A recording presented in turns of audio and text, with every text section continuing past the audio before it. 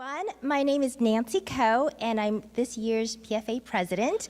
I would like to first thank you for taking the time to come out tonight and listen to Dr. Rao speak on vaping. Also, I'd like to thank you all for your generosity throughout the years. It's with your support that we're able to put on all of our quality programs throughout the years. And just a few housekeeping rules. Please turn off or silence your cell phones. We also have simultaneous translation in the back, so if you hear whispering, that's where it's coming from. Also, at the end of our talk, we're going to have a question and answer session, and we're going to pass out index cards and pens, and I think that's it. So I am proud to introduce Huani Shen. She's our program chair this year, and she was able to book really great programs for the year, so I hope you take a flyer before you leave. And she's going to come up and introduce Dr. Rao.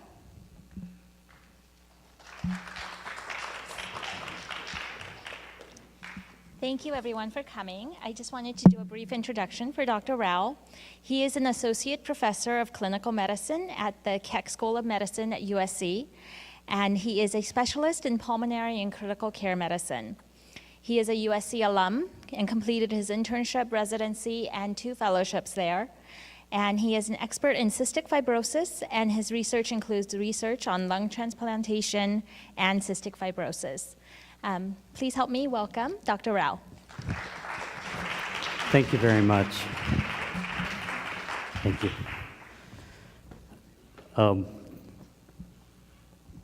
I had an opportunity to do this lecture this morning, and I was quite nervous this morning, and I'm just as nervous this afternoon, evening, because I'm used to speaking in front of colleagues, but you're more than colleagues. You're part of our community, and I value your opinion. So feel free to ask questions anywhere along the line, and I know that the cards are going to be handed out towards the end of the lecture, and the pen. Please don't hesitate to ask any questions that you may have, okay? So I reflected back a little bit today and realized that PFA was started in 1978.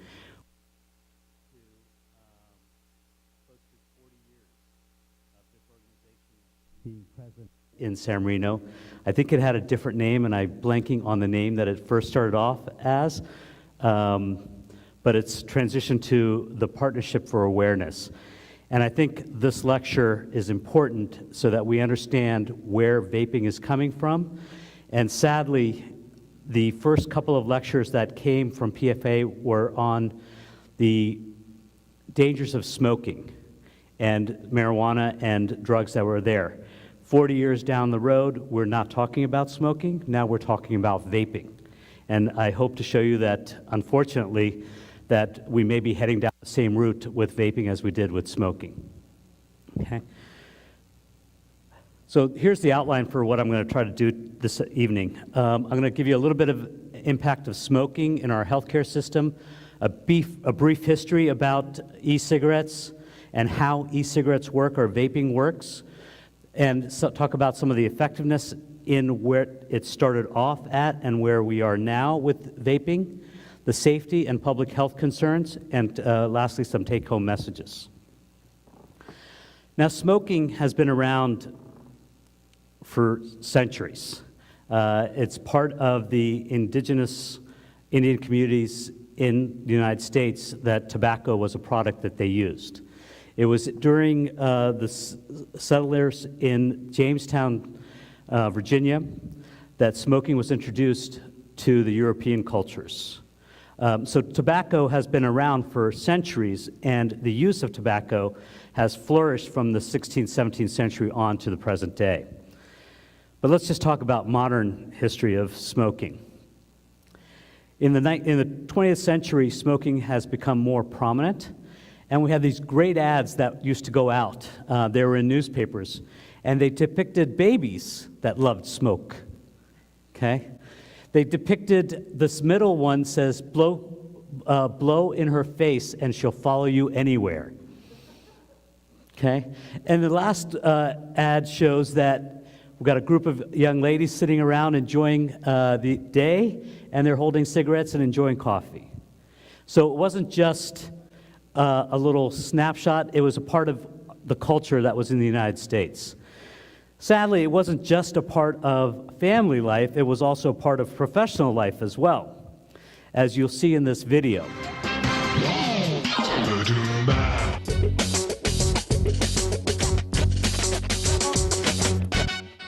You know, if you were to follow a busy doctor as he makes his daily round of calls, you'd find yourself having a mighty busy time keeping up with him.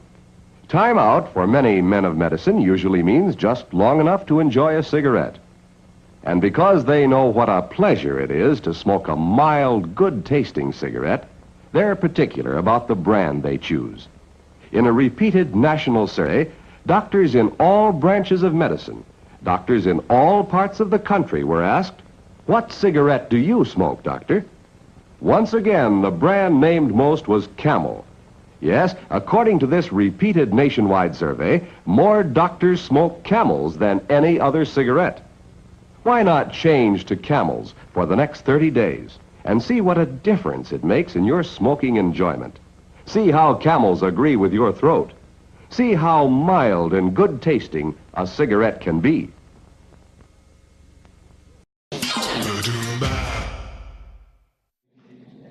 think this was back in the 1940s and 50s.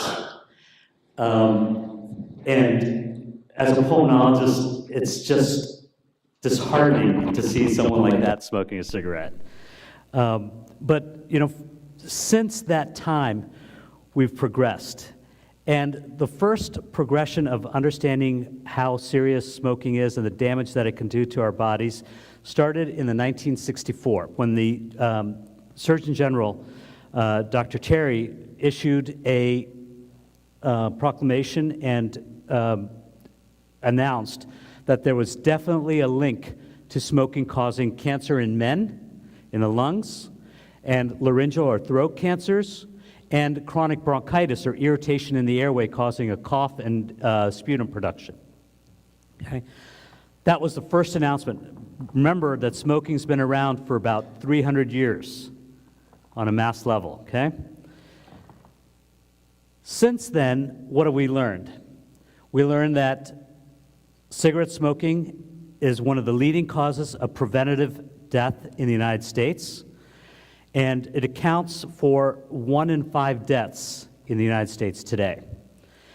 And when you look at the numbers of people that have died on an annual basis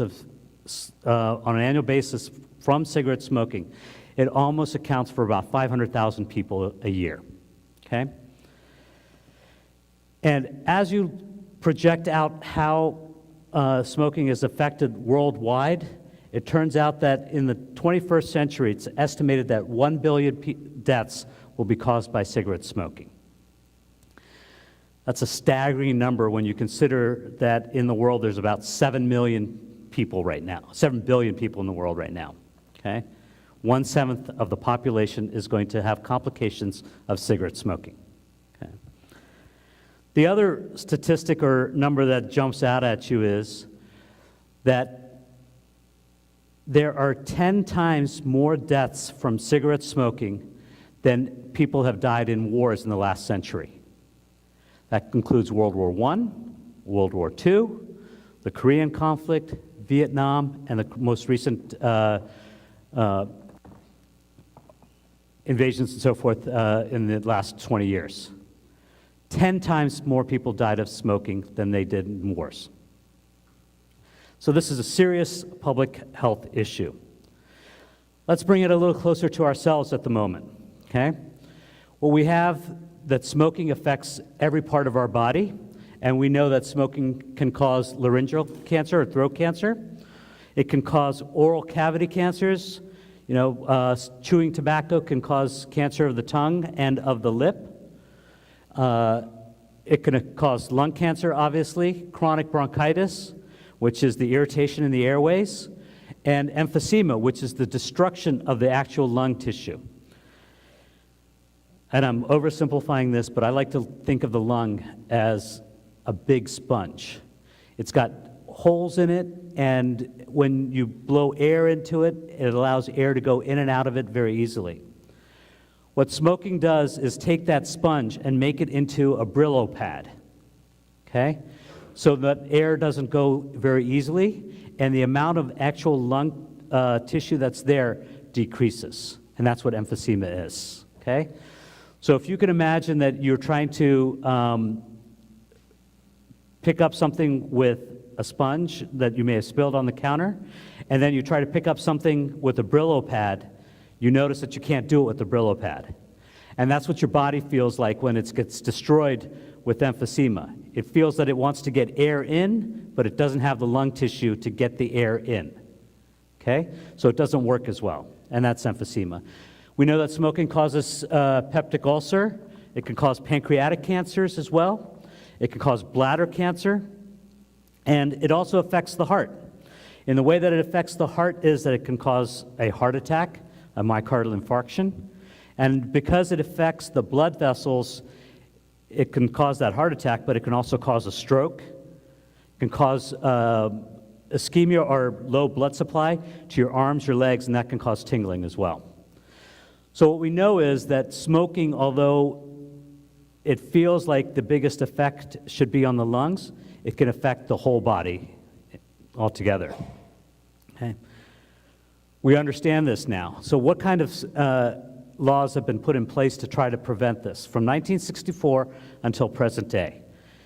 It wasn't until 1971 that the government took action and said all broadcasting and advertisement for cigarette smoking had to stop. Okay?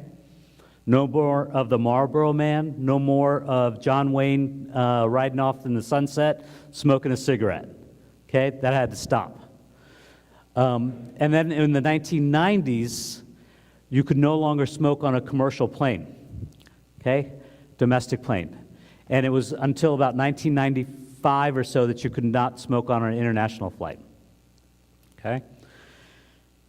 I am old enough to remember getting off of a plane with smoke hovering over the cabin, and it was about 2 feet from the top of the cabin to where the smoke stopped.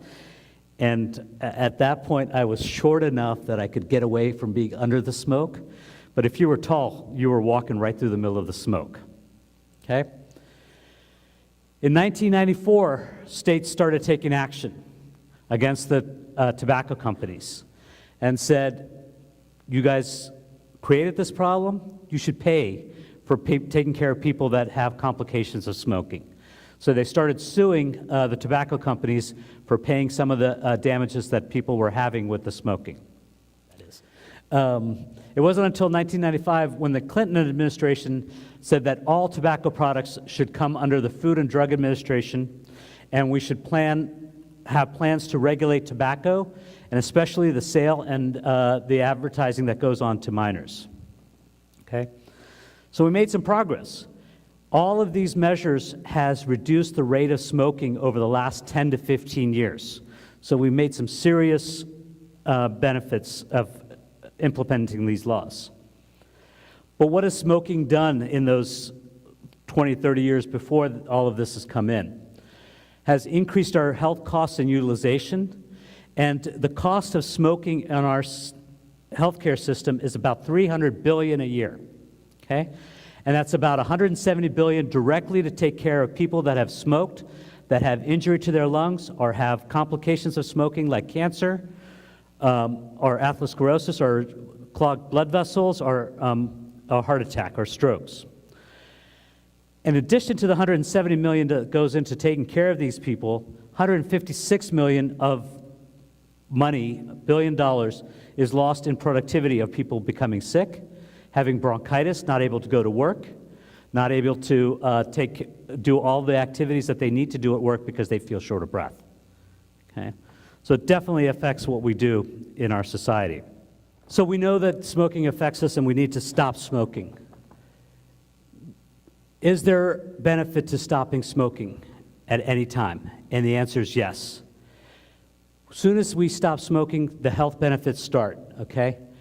And although we all know what we need to stop, 7 out of 10 adult smokers reported that they wanted to quit, but they just couldn't find a way to quit, okay? And it takes several attempts to quit. And on average, this is a crazy number. Okay? That's a powerful addiction. 8 to 15 times to stop smoking, okay? All right. So what are the health benefits of stopping right now? Within 20 minutes of that last cigarette, if you don't smoke again, your heart rate goes down, okay? And your blood pressure drops back to normal. All right? Within 12 hours of stopping smoking, the level of carbon monoxide and carbon dioxide that builds up in your body from inhaling smoke drops back to normal. Your body's able to blow it out. Okay? You no longer feel like your lips are blue, or your lips no longer look blue, nor do your fingertips look blue anymore. Okay? And that's all from carbon monoxide and carbon dioxide. 2 weeks after stopping smoking, your lung function actually improves. You're able to run around with the kids a little bit more. Okay? You no longer have the cough that's been going on. 9 months after you stop smoking, okay, you feel that your lungs are back together, and your lungs have these fine hair-like projections in them. They're called cilia, and they help to clear the dust and the smoke that's in your airways. Smoking blunts those and kills those fine hair-like projections, and they no longer work. 9 months after you stop smoking, they start working again. And your lungs clear out all the dust and particles and bacteria and viruses that accumulate, so you become less sick. Okay? 1 year after smoking, the chances of having a heart attack are half of what somebody else that is smoking would have. That's pretty good odds. You have a reduction of 50% chance of having a heart attack. That's great. 5 years after quitting, the chances of having a throat cancer, esophageal cancer, or bladder cancer is again cut in half. Right? Fantastic. Those kind of odds, I would go to Vegas for. Right? So it's worth quitting. 10 years after quitting, the chances of having lung cancer, developing lung cancer, are half as much as those that are continuing to smoke. Right? So there's a long-term benefit. And 15 years down the road, if you stop smoking, there is the chance of having heart disease is equal to someone that has never smoked in their life. So this is great. What it says that it's never too late to get the benefits of stopping and stop smoking today. It's worth it. Unfortunately, stopping smoking is difficult. We talked about it takes about 8 to 15 times to try to stop smoking before you can do it. There's several methods that go on in trying to stop smoking. The cold turkey method. I'm stopping today, I'm never picking up another cigarette. Doesn't work. Okay, the success rate on that is about 4%. The nicotine replacement therapy is the gum or the patch that you can get from a doctor or at the drugstore, and that works too. And that success rate is about 4 to 5% as well. Doesn't work all that great. Prescription medicines. These are medications that alleviate the craving and the anxiety and the impulsive nature of smoking. And that works about 5 to 6% of the time as well. Not great. And then behavioral support. Again, that's about 5 to 6% of the time that it's effective. So starting smoking stacks you against you to trying to quit. All right? But when we use combinations of these therapies, there's an improvement rate of cessation of smoking. Okay? And that's what we really need to use. So let's take a look at cold turkey. You do it, you stop. The nicotine replacement therapy is effective, but it also has a high relapse rate. I mentioned about 4 or 5%. The reason behind the relapse rate is that people crave the ability to hold a cigarette in their hand and walk around. They crave the ability to put the cigarette in their mouth and have that oral sensation of having something in their mouth. And in the sitcoms in the 70s and so, when they would address cigarette smoking, they would joke around about someone putting a carrot stick in their mouth to stop smoking. That's where it comes from, okay? So those two things contribute to failure of the nicotine replacement therapy in smoking cessation. That's why e-cigarettes have gained popularity, because it gives you that ability to hold something in your hands and to put it in your mouth and get that sensation as well. So e-cigarettes are a relatively new invention. It was first invented by a pharmacist named Hong Ling in China. And he invented this because his father was a heavy smoker, as he is, continues to be. And he learned that smoking had caused his father's death and said, well, I can't give up this cigarette smoking, but maybe I can do something to minimize the risks that are associated with smoking and try to get myself to stop smoking. So he built an e-cigarette, and he promoted it as a safe alternative to traditional cigarettes. And that was in 2003. And the idea didn't really catch on so much until about 2006, when it made it over to the United States. And he marketed it and sent it by mail and said the internet was starting to grow. You could order on the internet, and he'd deliver it to your house. Okay? And then from 2006 until about 2018 now, this thing has exploded. There's more and more people smoking the e-cigarettes, and it's just continued to spread. It wasn't until about 2014 that tobacco companies found out about the e-cigarettes, and from 2006 to 2014 they said, this is just a fad, it's not going to last.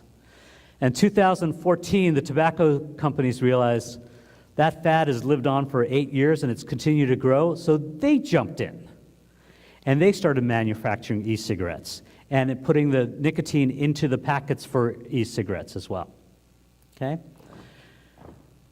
So that's how we progressed to e-cigarettes. This is what the e-cigarettes look like. Nice packaging. Very appealing to everybody, right? And they're marketing it to make it look like it's a safe thing and it's all happy. And this is one of the big companies that makes them. And these are located in pharmacies and in vaping stores and in drugstores behind the counter. Okay? And we'll talk about who can buy them and who can't in a moment. So when you look at the inside of one of these things, this is what a vaping stick looks like, the e-cigarette looks like. What it's got is a cartridge on the far left that you put your mouth onto and you suck in air. There is a heating coil or a vaporizer for nicotine, okay? And it holds some of the dilutants as well. And there's a microprocessor that senses the negative pressure that's generated when you suck in. So when you go like that, it senses the pressure change, and it triggers the heating coil to heat up and to vaporize and deliver that substance that's there. Okay? Behind that is the battery, and just for kicks, they said, why don't we make this cigarette look like a real burning cigarette and put an LED at the end so it looks like you're smoking a cigarette. Okay? That's what it looks like. So how prevalent has vaping become? In 2014, it became the word of the year. Okay? And it's defined as to inhale or exhale a vapor produced by an electronic cigarette or a similar device. All right? It's got to be pretty prominent if it made it into this, right? To the Oxford Word of the Year. Okay? Sadly, because it didn't come from tobacco directly, it was exempt from the advertising laws and the presence of it in TV. So we talked about 1971 was when advertising for tobacco products were banned. Back in 2012, it started making its way into television, and you have actors and comedians showing how they've used the e-cigarette to try to decrease the amount of smoking that they were doing. Okay, and that just made it more and more popular. Okay, current market value is about $2.2 billion in 2014 of e-cigarettes. In 2017, it's projected that e-cigarettes will be about a $10 billion industry, okay? And in the next 2 decades, it's projected that the e-cigarettes will produce more revenue than the conventional cigarettes. So companies have gotten in and said, we're going to make this popular, and they're doing a great job of selling this to our youth, as well our young adults, and to the general public. So is there any evidence that e-cigarettes are doing what they said they were supposed to do, which was decrease the amount of smoking? And the answer is no. Okay? Some points from the evidence that we have is there's been 2 clinical trials that looked at whether e-cigarettes have decreased smoking rates or not. And most of these studies are probably not conducted well because they were from the first generation e-cigarettes, and the delivery of the nicotine that came from that e-cigarettes is not reproducible on a consistent basis. Okay? So I'm just going to go quickly over the one study that's important for us to know, and this was done in Italy, and it looked at whether a 12-month trial of e-cigarettes decreased the amount of smoking or not. And what they did was use this e-cigarette Catalania, and it was used in the public as an alternative to smoking, as a healthier alternative. And what the data showed, they combined all the data, that initially it decreased the amount of smoking, the gray, and it decreased the amount, or increased the amount of quitters that stopped smoking. But if you followed them for a year, it did not help their reduction in smoking or the number of people that quit smoking. So e-cigarette didn't do what it was supposed to do. And this is just an affirmation of that same thing. The amount of cigarettes that they were smoking decreased in the first 2 weeks, but then steadily increased again. Okay? People were getting used to that nicotine and the need for nicotine. So how does that nicotine replacement therapy compare to e-cigarettes? That was just trying to substitute in the e-cigarette. How about if we compare the nicotine replacement therapy to the e-cigarettes? And there's a study that showed that when people tried this and were able to consistently measure how much nicotine they were getting compared to the nicotine patch, it was less, okay? And the primary outcomes were if you stopped smoking at 6 months, or the amount of carbon monoxide, carbon dioxide decreased back to baseline, to a normal person, and then, or if you had a decreased number of cigarettes that you smoked, or if you were able to reduce your smoking by 50%, or the time that it took you to relapse to smoking again. And it did decrease better than cold turkey, okay? The nicotine e-cigarettes had a smoking cessation rate of 7.3% compared to the nicotine patch, which was 5.8. The placebo e-cigarettes that didn't have any nicotine had a cessation rate of 4.1%. So it did help a little bit, okay? But these were not statistically significant. You couldn't reproduce this in a larger population, okay? And also, they looked at the median time to relapse. Those people that smoked the e-cigarettes relapsed to regular smoking in 35 days versus 14 days in the placebo. So it increased the time that you felt that you needed to go back to cigarettes, okay? Second thing, the number of cigarettes decreased by 2 per day if you use the e-cigarette versus the patch. Okay?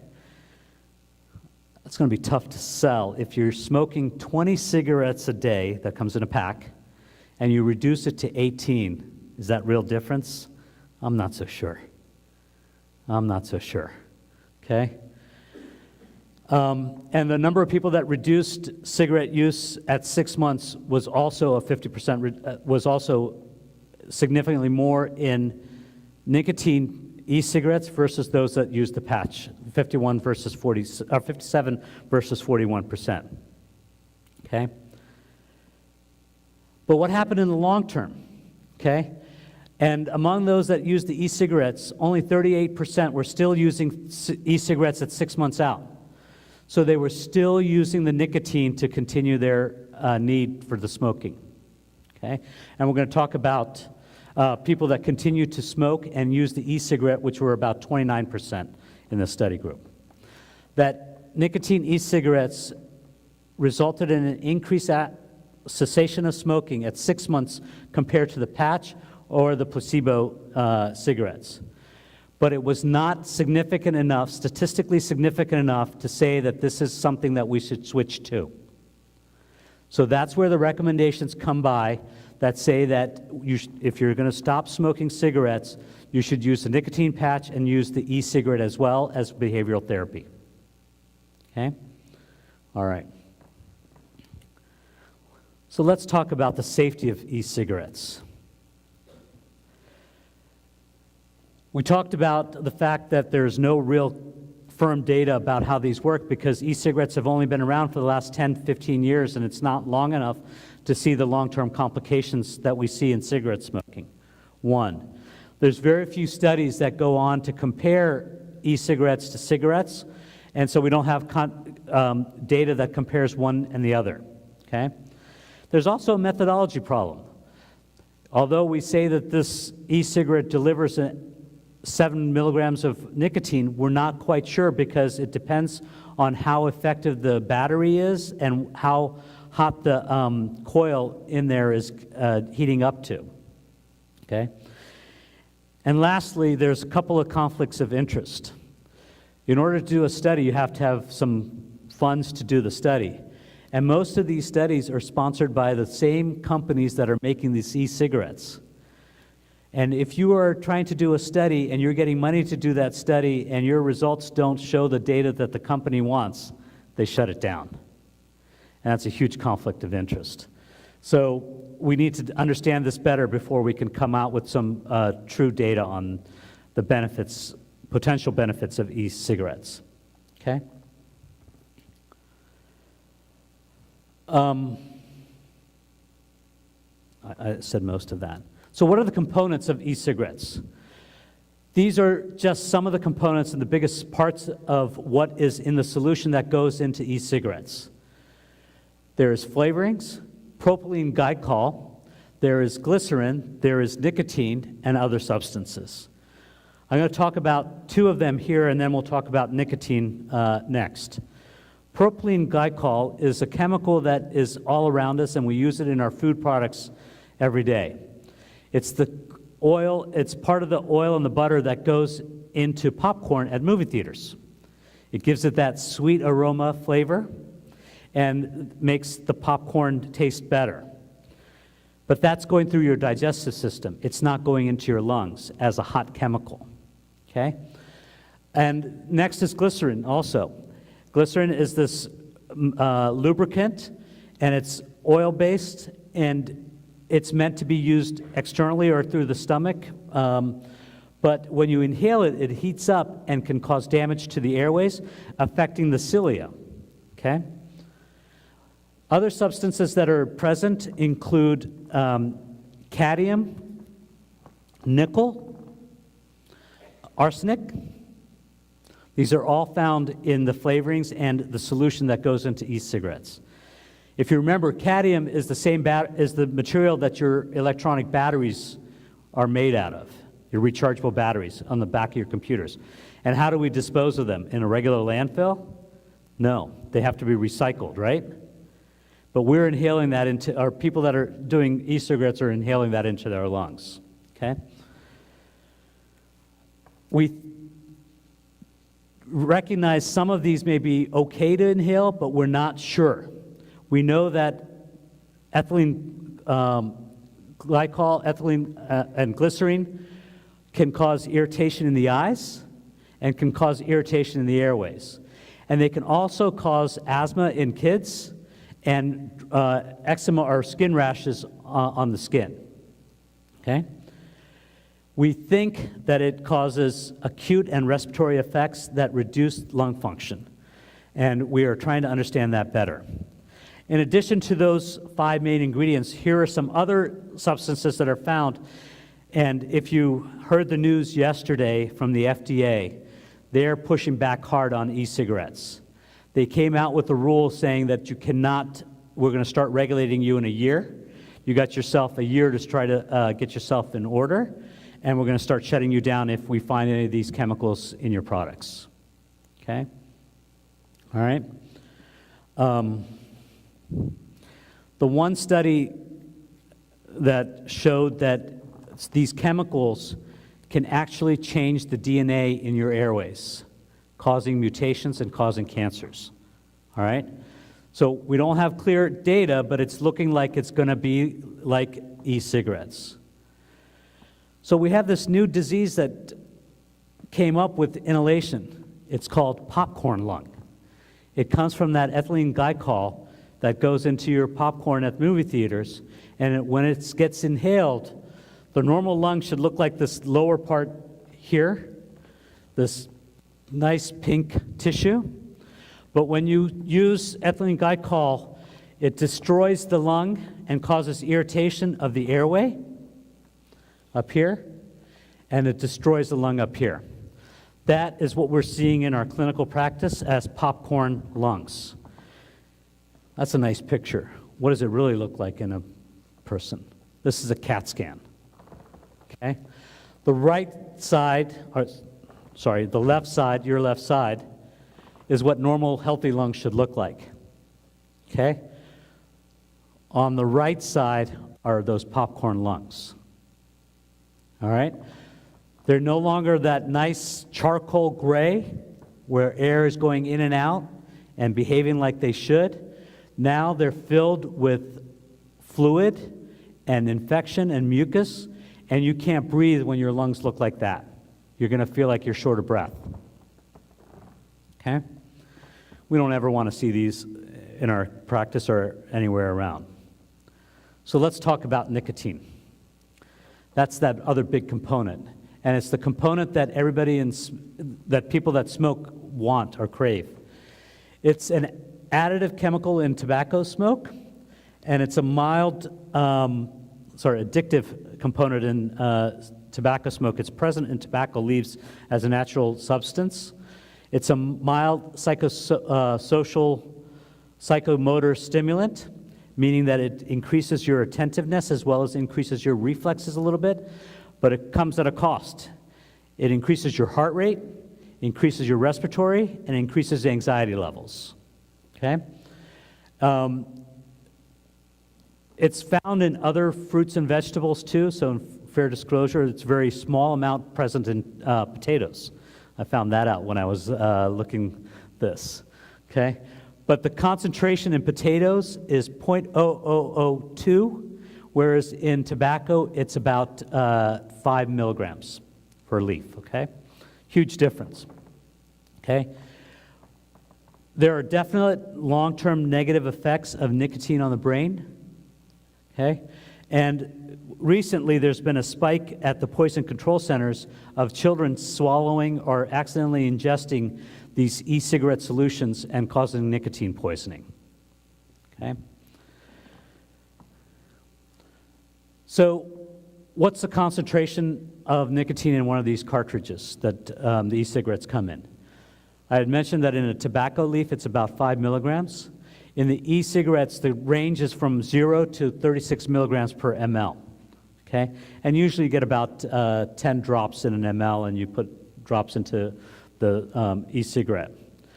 So what's the dosage of nicotine that you're getting from the e-cigarette? It's about 0.7 milligrams for each puff, but if you take 2 or 3 puffs, you're getting the conventional dose of nicotine that people would get from a cigarette.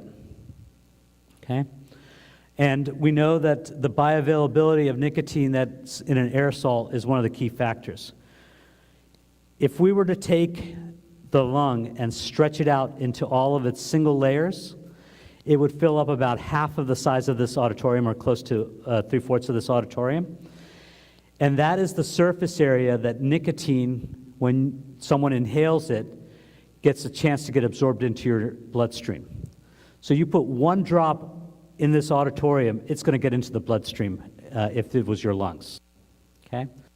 That's how effective nicotine is in getting to the bloodstream. So what's the effect of nicotine on our body? Okay? It can, looking at the left side, it can cause strokes, affects the blood vessels. It can cause asthma, bronchospasms. It can cause tremors, agitation, irritation, pain. It can cause your insulin level to go high and develop insulin resistance, develop diabetes, okay? It can cause joint pain. It can cause nausea, dry mouth, diarrhea, heartburn, peptic ulcer, cancer, okay? Looking over on the right side, it can affect the brain to cause lightheadedness, headaches, cause disturbance in sleep, feel that you can't fall asleep, and if you do fall asleep, you have very abnormal dreams, irritability, and risk of causing blood flow issues in the brain. In the heart, it can cause your blood pressure to go up, it can cause your heart rate to beat faster and develop arrhythmias, and also cause the constriction of the blood vessels in the heart, causing heart attacks. Okay? If you remember back to the first couple of slides, this looked like very similar to the damage that cigarette smoking can do. Okay? So nicotine is just as bad as smoking a cigarette. Okay? All right. So what do these e-cigarettes look like? The mass manufacturing has developed over the last 10 years. The first generation e-cigarette is what I described along the way, and it looks like a cigarette. And the companies realized that teenagers shouldn't be smoking, and they targeted them and said, how about we disguise what these e-cigarettes look like and make them look like pens? Okay? That one, the one in the middle, looks like a laser pointer. The top comes off and converts to an e-cigarette. All right? I put a pen in my pocket. Who's going to know that it's an e-cigarette versus a real pen? Right? So that's how they disguise it. The third generations were developed so you could use rechargeable batteries, and you could dial in the dosage of the vape that you wanted to get, and dial in the concentration along the way of the nicotine that you got. There's a fourth generation that's coming out, or that's come out, that actually you can dial in the concentration of the nicotine, but you can also dial in the temperature of the vapor that you're going to be inhaling. These companies have realized, hey, we can make this better, and we can make it so that we can sell it to a larger market. All right? And unfortunately, it's making people get hooked onto these cigarettes, e-cigarettes. What about the bystanders? Right? You walk down the street, someone's doing the e-cigarette, you walk through, what are the effect? We think that it's the same thing. Vapor's vapor, and you're going to inhale it, and we think that it's going to cause irritation in the airways and potentially cause this popcorn lung or develop other kinds of complications along the way. Okay? But again, we don't have the data to know the full effect that we're going to find in this situation. All right. Kids, if you're squeamish, close your eyes. Okay? Unfortunately, these are all electronic batteries, right? Rechargeable batteries, and they have a tendency to explode. This man over on the left had an e-cigarette that exploded and blew out his tooth, his lip, and was in critical condition because it caused a shock convulsion in his brain and had a coma. The gentleman over on the right, again, had an explosion of an e-cigarette and was in critical condition and required a ventilator to keep him alive. All right? Not good. But these companies have said, we got a product, we got to get the younger people involved, so let's market it towards them. And they start advertising with flavors like Tutti Frutti e-liquid, bubblegum, cotton candy, but they all contain nicotine in it. All right, that gets you hooked. And that's, I mean, an adult that's trying to quit is not going to use a formula that's going to say Tutti Frutti e-liquid, right? So they know exactly what they're marketing at. Okay. Fortunately, the different organizations have started to understand this problem, and in 2014, the World Health Organization said, we've had this steady decline of the number of people smoking over the last 20 years, but e-cigarettes are starting to renormalize people to think that smoking is okay. All right? And companies are using this product as a gateway to smoking by the addition of nicotine. We don't know the long-term effects, as I had mentioned, and at that point there was no federal regulations, and then, as I mentioned, the FDA came out with those regulations coming forth in the next year. What about more locally in California? The laws have been changed to include e-cigarettes as a part of tobacco product, and it is illegal to buy an e-cigarette under the age of 21.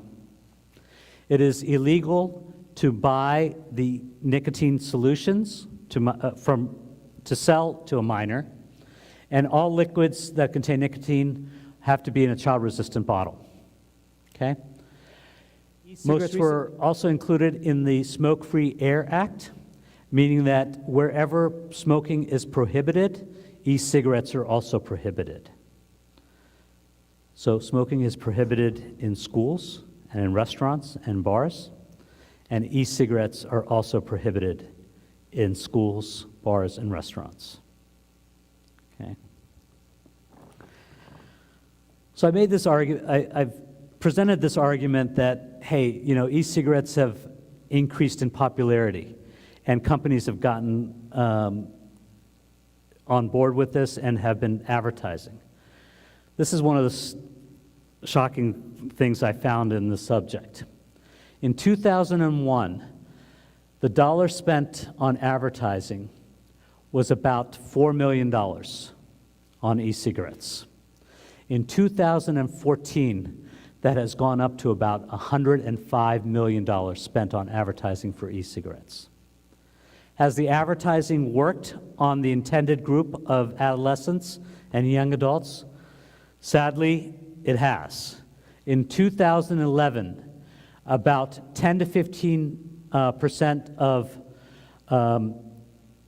adolescents between the ages of 14 to 18 had exposure to e-cigarettes in either advertising or in the community. In 2014, that's up to 80%. Okay? So this is what the WHO was talking about, normalizing smoking and e-cigarettes. Some more startling statistics. 7 out of 10 U.S. middle school and high school youths have been exposed to ads for e-cigarettes. 1 in 2 middle and high school youths have been exposed to e-cigarettes at stores, and 2 in 5 have been exposed to ads online. Okay? So sadly, this is out there, and we need to stop it from becoming another epidemic, as the FDA had said yesterday. Okay? So what do these look like nowadays? These are some products that are out there. They look like cigarettes. They look like cigarette boxes. They can look like a cigar. They can look like a pipe. Okay? They all contain chambers to put in the solution that contains the nicotine. So we live in a very nice community. And just for fun, I wanted to find out what the vaping stores in the area were. And San Marino turns out to be this area right here. But soon as you cross the street into a neighboring community, there's a vape shop. And it's freely accessible to our youth in the community. That doesn't include the fact that e-cigarettes and vape solutions are available at gas stations. We have a gas station down the road, and in pharmacy in town, the pharmacies that are in town also. So it's available. The other thing is that e-cigarettes are available online. If you go into Amazon and type in e-cigarettes, all it says is that these products are meant to be sold for anyone over the age of 21, and if you're under 21, they're not going to sell to you. And the next button, when you click on something, they say, please confirm that you're over the age of 21. You click on it, and they're ready to ship it to your house. That's it. That's it.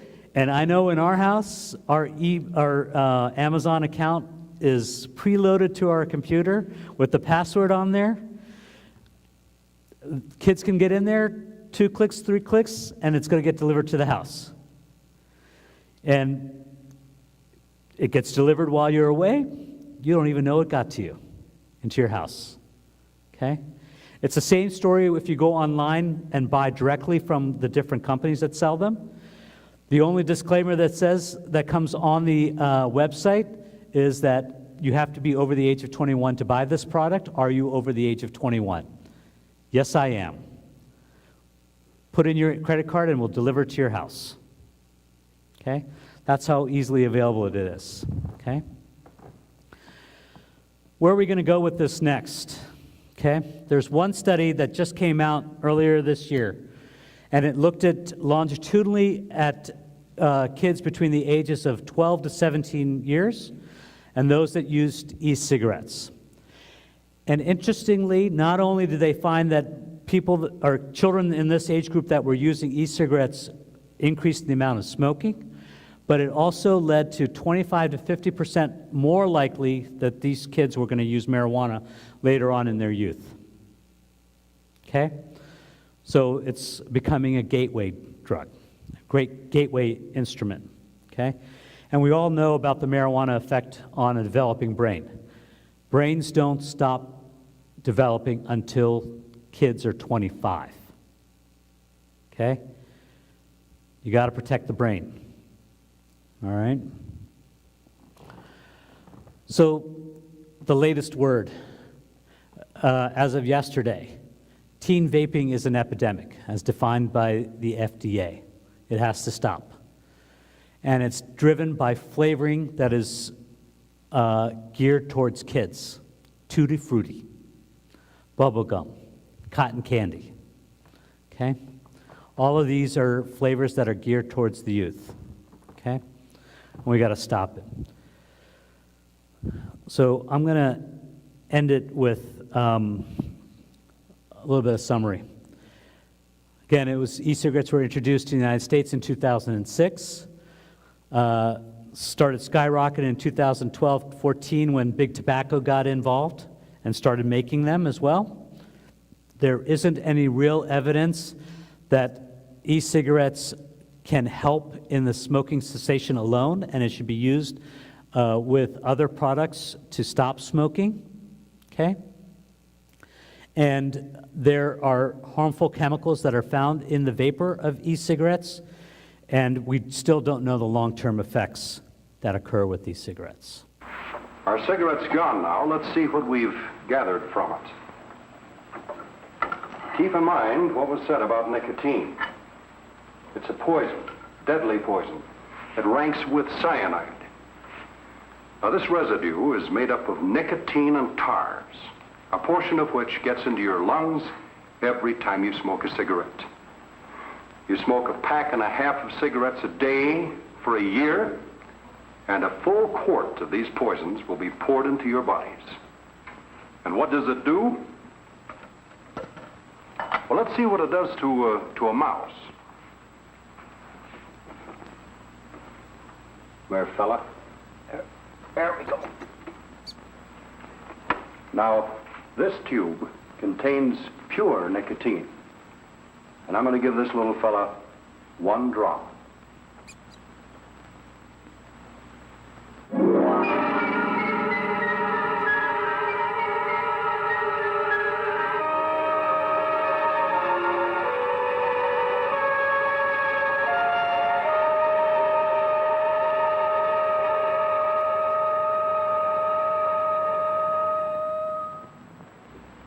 Fortunately, man is many times larger than a mouse.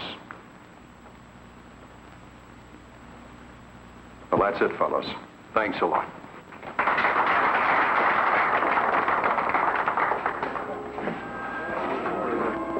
Say, Doc, can I talk to you a minute? Why, sure, Nick. What's on your mind? I want you to know that everything you said is true, and I'm quitting. You can take these cigarettes and use them to kill mice or something. I'm finished. Nick, do you really mean this? Yes, sir. No kidding, Doc. You really have convinced me. Well, Nick, that's wonderful. That's a very intelligent decision. And now, how about you? Don't forget, tobacco's a loaded pistol, and time pulls the trigger.